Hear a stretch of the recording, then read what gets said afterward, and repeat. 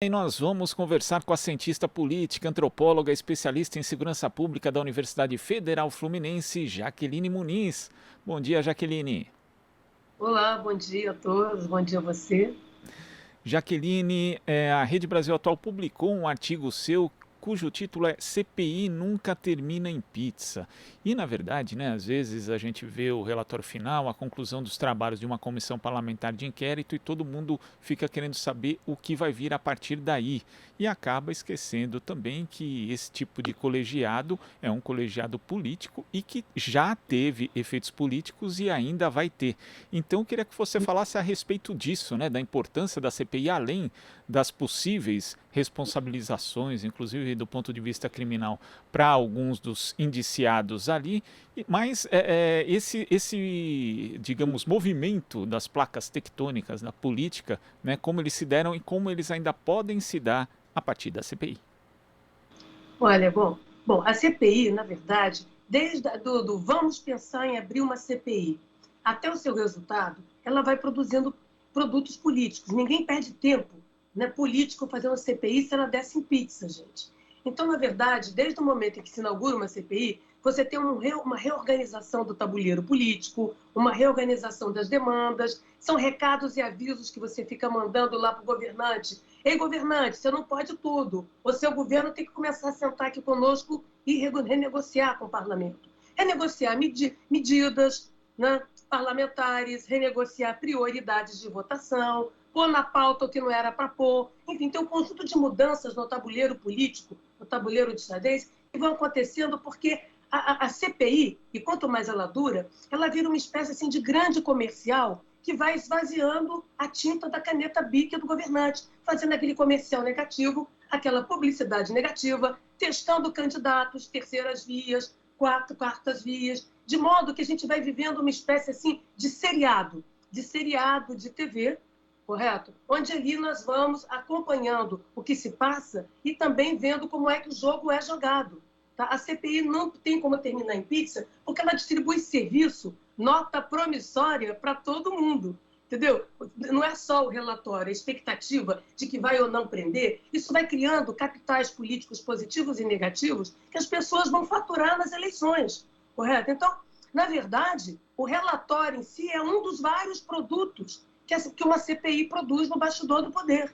Essa tem, inclusive, a sua própria existência. A ideia de que não aconteceu nada, de que nada está rolando, é porque se espera apenas um único resultado. Mas esse único resultado não é tão somente ele que pode ser construído e negociado politicamente. Não é? Então, são várias as mercadorias políticas que uma CPI produz. A começar, entendeu? É essa, né, de produzir assim, uma espécie de reality show, né, de política Big Brother, onde todos nós passamos a acompanhar, a votar, a condenar, a criticar, trazendo essas questões para mais perto. Ou seja, não saímos como entramos. Tá certo? Isso é muito importante que a gente compreenda e saber quem é esse jogo político. É por isso que eu insisto que muitas das vezes os resultados dependem mais da negociação e dos bastidores do poder com os parlamentares do que propriamente da pressão das ruas, correto? Porque ali nós temos que olhar, né, que há diversos interesses sendo representados, né, e uns jogos de pressão. Então é isso que a gente precisa olhar para não ficar naquela desilusão também de que nada rola, nada acontece. Não, tem nota promissória distribuída para todo mundo e, com certeza, terão vários cordeiros oferecidos ao sacrifício, sejam eles aliados, parceiros ou integrantes de governo, para salvar a pele tosquiada, como eu digo, do presidente. Tá certo? Então, eu diria que os resultados, né, estão acontecendo e não vai ser só propriamente o impeachment. Até a avaliação de um impeachment ou da prisão de governantes vai depender dos rumos, né, das negociações políticas que se dão dentro do parlamento, né, dentro dos poderes, digamos assim. Então, eu diria que a ideia de dar em pizza, ela está totalmente contrária, ela esconde, na verdade, como funcionam os bastidores do poder e deixa a gente refém, entendeu? De um único resultado. Ai, meu Deus, então nada aconteceu, nada vai para frente nesse país. Ao contrário. Então, eu acho que tanto podem ter acomodações, daquelas ficar todo mundo devedor, tá certo? Tem muita gente devedora. Na cada sessão da CPI, entendeu? Tinha uma expiação ali. Né? Também serve de publicidade para os políticos que participaram e aqueles que foram lá, tá certo? Ganhando, reforçando seus capitais políticos no ano, para o ano seguinte, que é o ano eleitoral. né? Então, não vamos subestimar, né, a dinâmica política, porque ela está ali, é soberana e atua, seja em conformidade com as nossas expectativas, seja contrariando as nossas expectativas. E por que eu digo que muita coisa contraria nossas expectativas, ainda que produza resultado político? Porque o Congresso Nacional, não é composto de todo mundo que está lá representando o voto popular. Né? É mais ou menos o seguinte, sabe aquela lista amiga, aquela lista VIP, que você tenta comprar um ingresso para ir num show e você chega, não tem mais, porque está entregue, né, que foi entregue para um conjunto de amigos? Então, é mais ou menos assim, uma parte dos deputados, entendeu? Não fez campanha, não precisa discursar sobre nada, não sobe em palanque, porque já tem lá uma cota de votos que ele vai obter a partir dos seus patrocinadores. Né? Então, eles estão ali, muitas das vezes, representando não o voto popular em si, né, ou a sua base política, como a gente chama, né, a sua base popular, mas estão representando os seus financiadores, aqueles que compraram voto voto a metro ali no cotidiano. É por isso que a gente vê eleito umas figuras que a gente nunca viu falar, não é mesmo? Então, esses sujeitos estão ali jogando também o seu jogo, eles são leais aos seus patrocinadores, aos seus financiadores, e não a expectativa imediata ali do cidadão, correto? Então, o barato da publicidade, o barato da CPI, é que estamos nós aqui falando dela. Passamos meses falando dela. E quanto mais estica a CPI, mais você vai tendo que negociar para dentro e para fora, entendeu? A sustentabilidade de um governo. E olha, né, que se o tempo todo ali queimou-se o filme do presidente, de outro possibilitou acordos e acomodações com este governo. Tá? Então, eu diria que nós temos que estar atentos, porque a fatura foi para todo mundo, foi para todos os lados. Vamos ver agora como é que vai ser os desdobramentos desse troço. E certamente, né, eu acho que uma das opções menos possíveis, não quer dizer que não seja, seria o impeachment. Tá? Então, isso eu acho que é o menos possível no momento, pelo desenho, né, dos produtos políticos que a CPI veio produzindo. Inclusive analisando a formação do chamado grupo majoritário ali da CPI, Jaqueline, a gente poderia ter o esboço daquilo que se discute muito há algum tempo, que é a formação de uma frente ampla anti-Bolsonaro, que uniria a esquerda, centro e direita. E mais ou menos isso está representado ali naquele grupo, com todas as suas potencialidades e também com as suas limitações. Quer dizer, os trabalhos conseguiram fazer, por exemplo, com que o governo acelerasse a vacinação, foram feitas diversas denúncias, muita gente não sabia do que acontecia em relação ao combate à pandemia aqui no Brasil por parte do governo federal, ficou sabendo. Ao mesmo tempo também temos limitações. Olha, no Paulo Guedes não chega. Os militares eles vão ser responsabilizados, mas do ponto de vista individual, não como instituição. Então, eu acho que personifica bem também o que poderia ser uma frente ampla contra Bolsonaro, Jaqueline. De uma certa maneira, mas percebe, está todo mundo testando. É um teste, correto? O que desidrata e o que ali vai ser turbinado. Então, essa teatralidade performática que a CPI permite, ela é parte da estrutura do poder, ela é parte do modo como a gente exerce o poder. Então, a possibilidade de uma frente ampla se construiu ali, mas de maneira conjuntural, tá certo? Atendendo a interesses naquele momento. E você falou muito bem, a discussão da vacina, a vacina que estava andando devagar, quase parando, correto? Algumas mudanças nas votações, né? Prioridades de governo tiveram que ser renegociadas, tudo isso para atender às diversas lógicas internas que compõem o parlamento. Né? E, claro, olhando para fora, nas suas bases de sustentação, porque nós não somos aqui, entendeu? Digamos assim, macacos e macacas de auditório. Né? As pressões populares também operam ali a partir de suas bases. Né? Até porque, hoje, todos nós aqui somos produtores de conteúdo. Todo mundo aqui tem o seu jornal pessoal, que é o Facebook, que é o Twitter, que é o Instagram, de modo que todos nós estamos, de alguma maneira, envolvidos e participando, porque a CPI também permitiu um exercício de repolitização dessas discussões. Né? Tirou a tampa, colocou luz do sol em coisas que a gente não tinha ideia de como funcionavam os planos de saúde, brincando, né? Transformando a gente em cobaia, tudo mais. Então, tudo isso ali, né, que a gente pôde assistir, né, teve ganhos, né, ganhos e perdas. Mas a ideia de que ficou tudo como está na terra de antes, a terra de Abrantes, certamente não. Mandou recado, distribuiu, né, recado para Deus e o mundo da política. Então, cada um ali sabe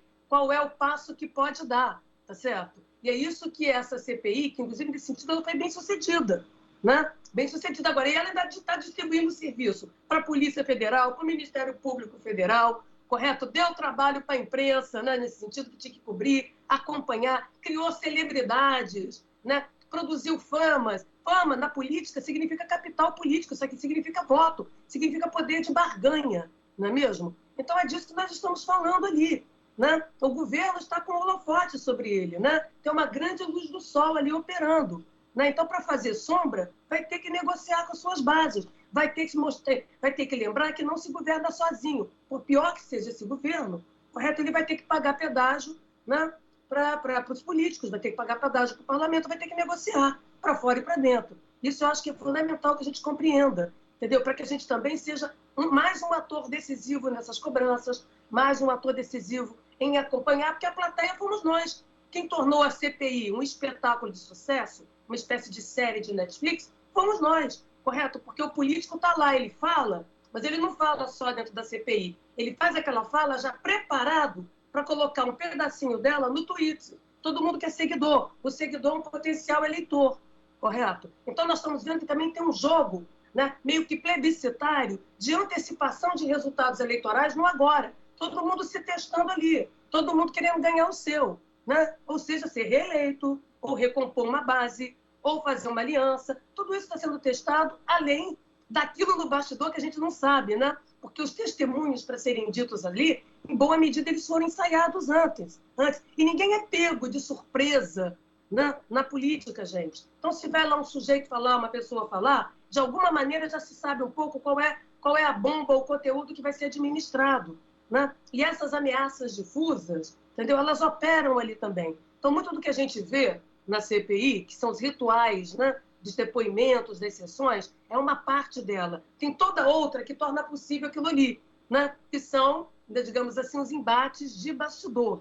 Né? E é essa coisa que nós temos que estar atento também. Né? Senão a gente fica achando que 6 é igual a meia dúzia na política, e na política não é. 6 não é igual a meia dúzia. Então, podemos ainda colher bastantes resultados da CPI, que já veio produzindo esses resultados ao longo da sua implementação, ao longo da sua realização.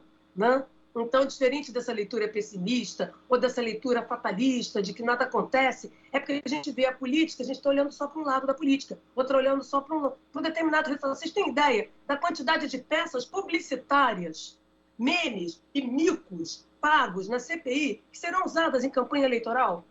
Né, que vai ficar ali rodando na internet o tempo inteiro. Quer dizer, se nada acontecesse, nós teríamos um conjunto de imagens, trechos, para ser jogado em campanha, uns contra os outros. Portanto, se produziu um fato político, não apenas fatos institucionais, não apenas mudanças, né, na forma de condução do governo ali dentro, e também aquilo que você falou, a blindagem de Guedes. Olha, o governante é horroroso, o governante é chato, bobo, feio e mora longe. Mal, esse fulano aqui tem que continuar. Então, nós conseguimos a proeza ali na CPI de não só falar, né, falar mal do governo salvando um ministro, correto? E tudo isso é parte desse jogo, que a gente tem que prestar atenção, correto? O tabuleiro não é feito só de rainha e de rei, né? Tem peões ali, tem um conjunto de peças, né, que estão jogando e jogando o seu jogo, né? Eu diria.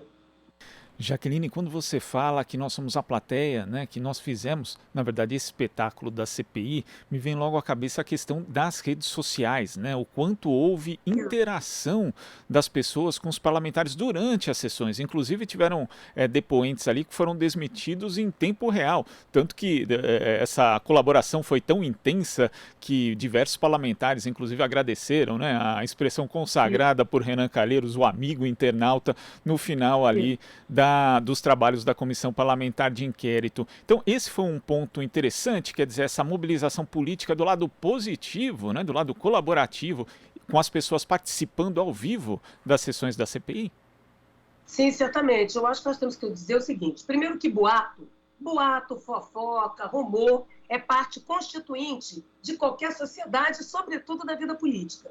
Né? As ferramentas, né? Então, o disse-me-disse, por um lado, e o acesso direto à consulta, né, direta ao cidadão. Isso as ferramentas digitais, né, das redes sociais possibilitaram, correto? O que dá uma dinâmica, um estatuto de verdade, sabe? Quando você faz uma matéria, que você põe o microfone na boca do cidadão, que está ali do lado do esgoto, do lado, né, da casa inundada, dá um estatuto de verdade.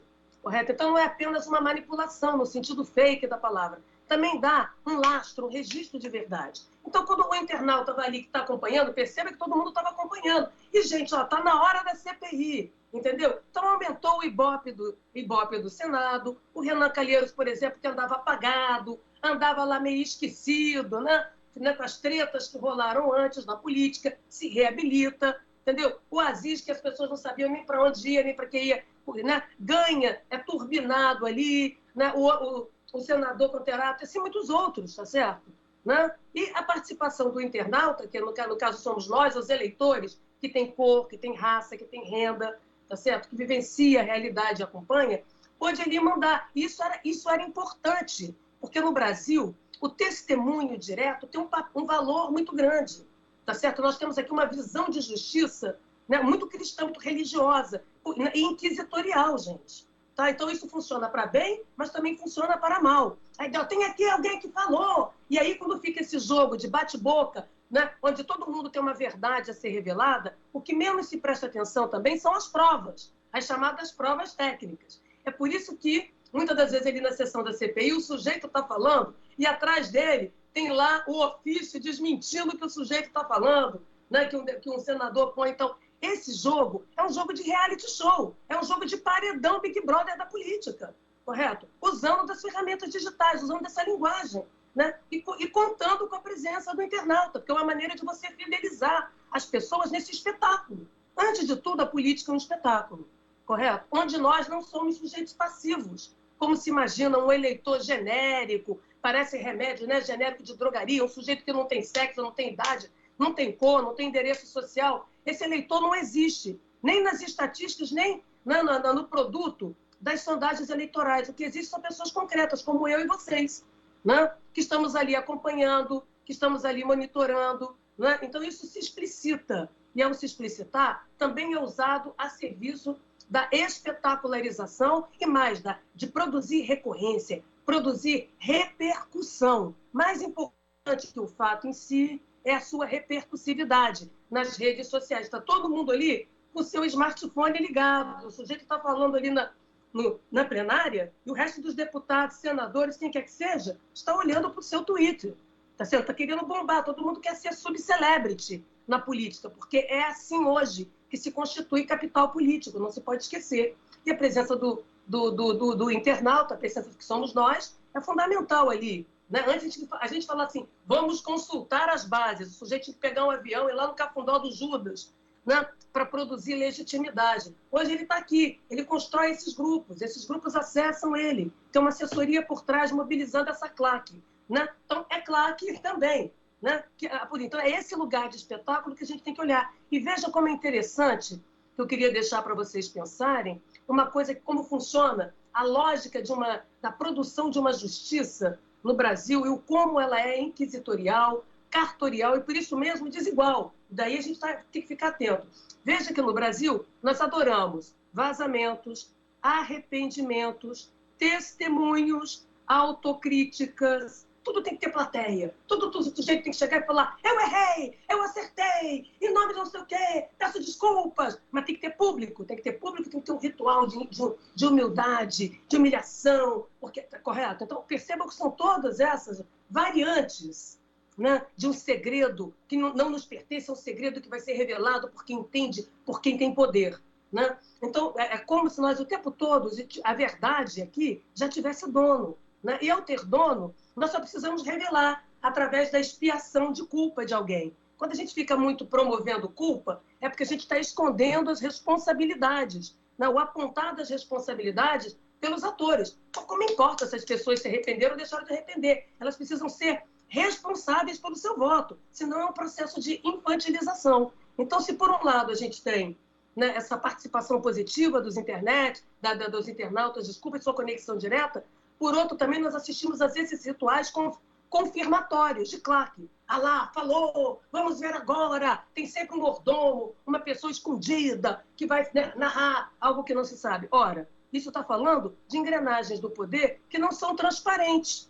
Não é preciso transparência, é preciso responsabilização. Não temos que infantilizar os eleitores. Não basta que ele chegue aqui e diga, eu me arrependi, agora eu sou diferente. Você tem que ser responsável pelo teu voto. né, que tipo de projeto de sociedade você votou, que os resultados são presentes. Então, no lugar da culpa católica, cristã, nós temos que ter responsabilização pública, responsabilização política, do governante ao cidadão. Nós temos que parar de apostar, né, em super-heróis, que aqui no Brasil a gente fala assim, falta vontade política, falta espírito democrático, que eu saiba, a vontade política dá e passa. Vontade é uma coisa que dá e passa, é do indivíduo. Espírito também, eu não posso pegar minha alma, partir em 3 e dividir com vocês. Portanto, espírito e alma são atributos individuais, tá certo?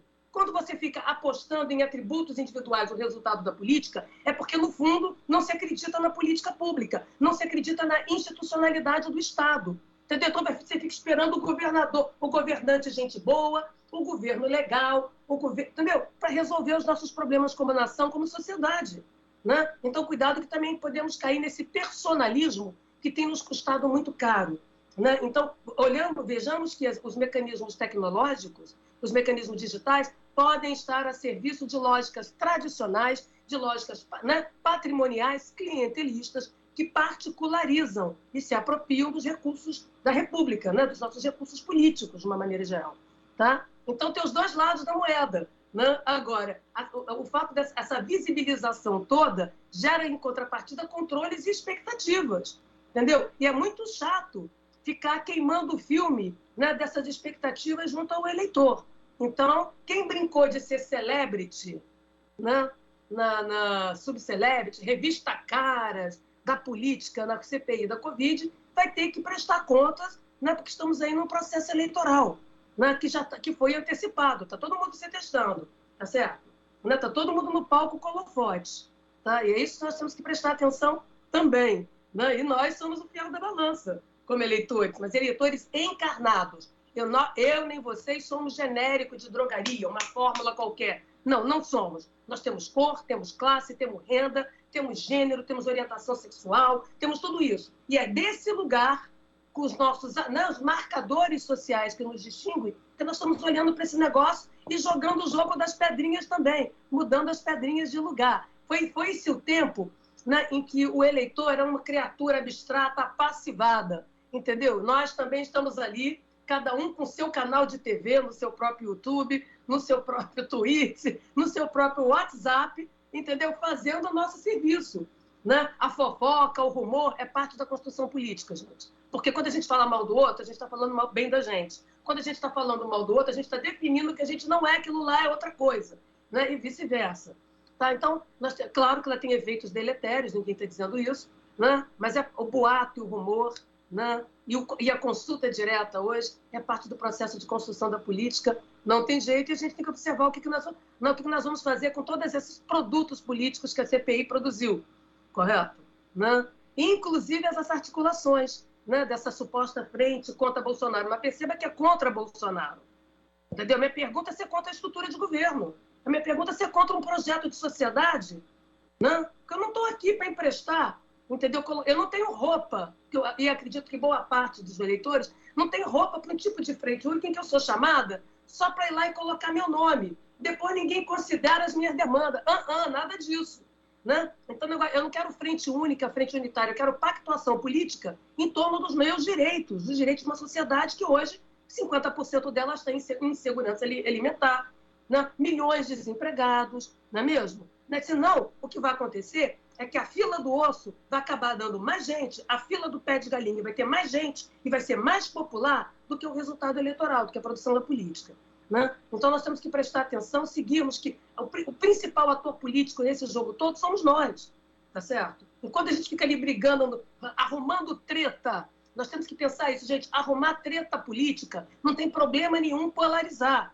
Tá? Eu gostaria de deixar isso claro. Aqui, no Brasil, a gente tem um mau hábito autoritário de achar que o conflito, a divergência é feia, boba e mora longe. Não, é o conflito que institui nossas identidades. A questão civilizatória é resolver os conflitos de forma pacífica, mas não ocultar os conflitos. Quando a gente polariza, a gente coloca publicamente, explicita os nossos limites, as nossas fronteiras, mostrando a pluralidade de posições de uma sociedade. Isso é fundamental, correto? É assim que se politiza, né? E não ocultando, deixa disso fulano, frente única, é roupa de mulher. porque ela deixa, né? Porque a minha frente única é roupa de mulher, que eu gosto de usar, tá certo? Mas isso oculta uma diversidade de interesses, né? Então eu não estou aqui para criar uma frente única contra um governante que vai embora.